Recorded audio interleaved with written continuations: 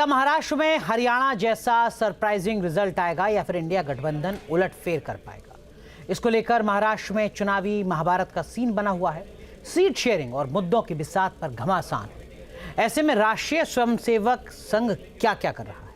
संघ के गढ़ महाराष्ट्र में होमवर्क देखेंगे तो आप भी हैरान रह जाएंगे। 14 में जो विनिंग मोमेंटम बना था उसमें लोकसभा चुनाव 2024 में बीजेपी को काफी धक्का लगा। ऐसे में 288 विधानसभा सीटों वाले सूबे में अब आरएसएस अलग अलग टोलियां बनाकर न सिर्फ बीजेपी के लिए बल्कि महायुति के दलों के लिए भी जनता की आरएसएस ने 7,000 से ज्यादा छोटी छोटी बैठकें करने का फैसला लिया है। ये बैठकें सभी विधानसभा क्षेत्रों में आयोजित होंगी। अलग अलग समाज के लोगों के साथ तालमेल बढ़ाने पर फोकस होगा। महाराष्ट्र विधानसभा चुनाव में अपनी जीत को सुनिश्चित करने के लिए बीजेपी ने अलग अलग रणनीति बनाकर अपने नेताओं और कार्यकर्ताओं को मैदान में उतारने लगी है। साथ ही गैर मराठा राजनीति को धार देने के लिए धरती पुत्र अभियान भी चला रही है और इसमें साथ संघ का मिल रहा है।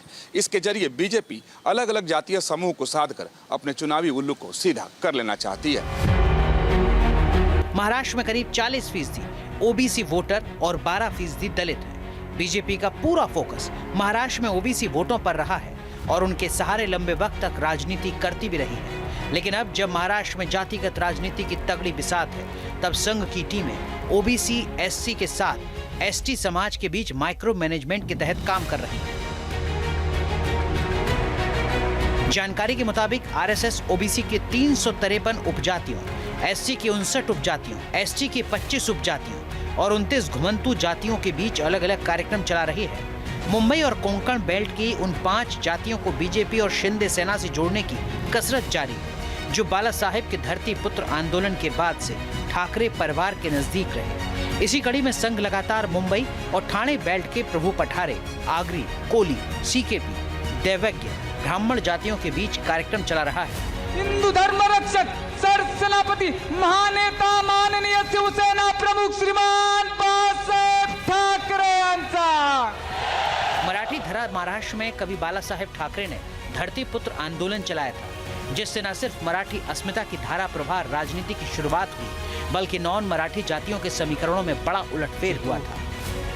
देखिए, एक चीज़ आपको समझना होगा कि जो संघ है वो समाज के उन तमाम तबकों के सरोकार के लिए समर्पित भाव से सक्रिय रहता है और समाज का वो हिस्सा जो हिस्सा की किन्हीं कारणों से, चाहे उसकी सामाजिक परिस्थितियां रही हों, चाहे वहाँ के और तमाम सियासी परिस्थितियां रही हों, उससे वजह से वो पिछड़ गया है, उसको जोड़ने के लिए उनको जो है वो उनके सामाजिक सरोकार के को सशक्त करने के लिए सक्रिय रहता है और उसी के तहत जो है वो धरती पुत्र का जो कार्यक्रम है, मुझे लगता है उसी के तहत। इससे पहले हरियाणा में बीजेपी ने ऐतिहासिक हैट्रिक लगाई, तो उस महाजीत के पीछे संघ की जमीनी मेहनत काफी असरदार रही थी। राज्य भर में संघ ने अलग अलग समूहों और वर्गों के साथ क्षेत्रीय राष्ट्रीय मुद्दों पर खूब चर्चाएं जारी रखी।